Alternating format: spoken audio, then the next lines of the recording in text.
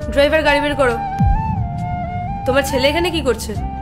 Madam, আমার ছেলে পরীক্ষায় পাশ করেছে, তাই মিষ্টি খাওয়ানোর জন্য আসছে। আরে না না, আমাদের চাই না। দিদি, তুই এখন এই ড্রাইভারদের দেওয়া মিষ্টি খাবি? আরে না না, একদমই না। হ্যাঁ ঠিক আছে, ভালো হয়েছে পাশ করেছে, কিন্তু এসবের প্রয়োজন নেই। যাও তুমি এখান থেকে। ম্যাডাম, আপনি তো একবার জিজ্ঞেস করুন আমার ছেলে কোন পরীক্ষায় পাশ করেছে। আরে হ্যাঁ হ্যাঁ ঠিক আছে, যে এক্সামই টপ করুক না কেন, কি লাভ তাতে? কালেক্টর তো নিশ্চয়ই হয়ে যাবে না। আলটিমেটলি ড্রাইভারেরই ছেলে, শেষমেশ কি করবে? সেই তো ওকে আমাদের মতন বড় লোকদের বাড়িতেই কাজ করতে হবে, সেটা ড্রাইভারের হোক বা কোনো গার্ডের। আর হ্যাঁ, আরেকটা কথা, নিজের ছেলেকে একটা কথা ভালো করে বুঝিয়ে দেবে, যাতে আমাদের মতন বড় লোকদের সমান সমান হওয়ার চেষ্টা না করে। মাথায় থাকবে। চলো গাড়ি বের করো। ম্যাডাম, আপনি এইভাবে কিভাবে কথা বললেন?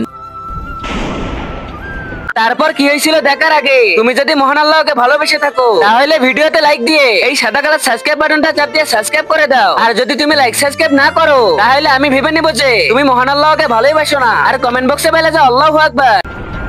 পরেশ, নিজের ছেলেকে একটা কথা ভালো করে বুঝিয়ে দাও।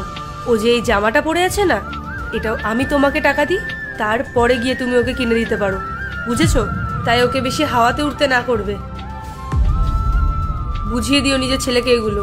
খুব অসভ্য তো তোমার ছেলে। ঠিক আছে ম্যাডাম, আমি ওকে বুঝিয়ে বলে দিচ্ছি। ম্যাডাম, ও ছোট তো, তাই কোনো কিছু বুঝে উঠতে পারেনি। বাবা, তুমি বাড়ি চলে যাও, আমি যাচ্ছি বিকালে বাড়ি। যাও তুমি। নেক্সট পার্ট দেখতে চাইলে কমেন্ট করো।